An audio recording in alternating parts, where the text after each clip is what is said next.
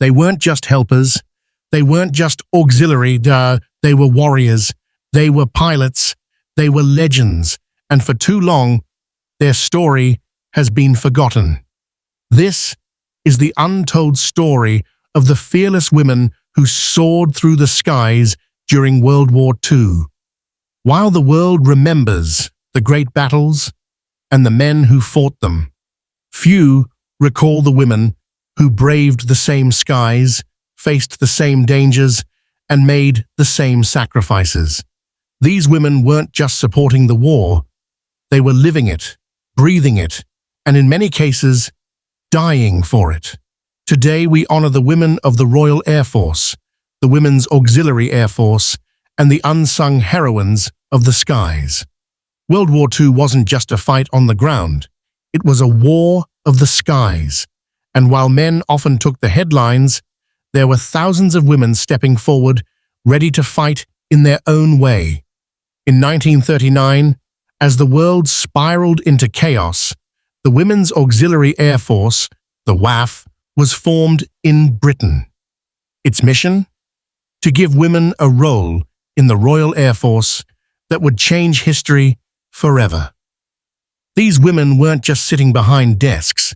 They were radar operators, mechanics, engineers, parachute packers, and even ferry pilots, flying aircraft from factories to airfields, sometimes across dangerous skies filled with enemy fire.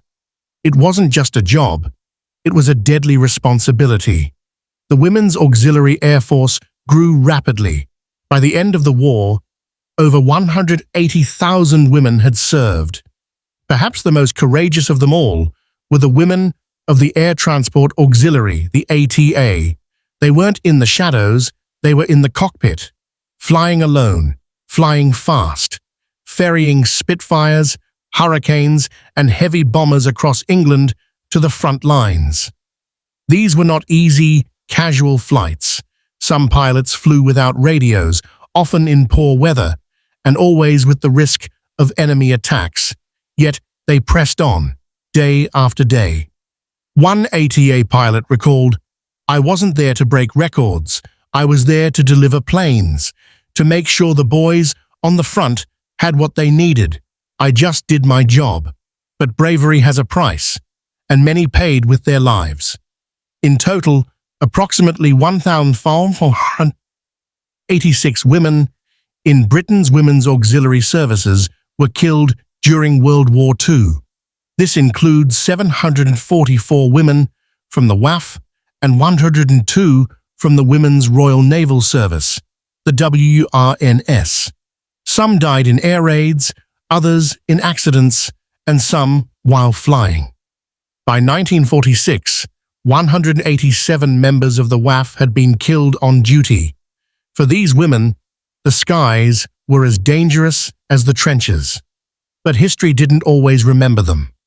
The stories of these women, their courage, their sacrifice, too often faded into the background of war's larger narrative.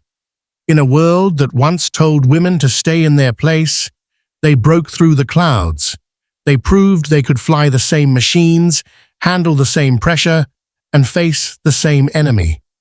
The ATA was so progressive that they paid women pilots the same as men.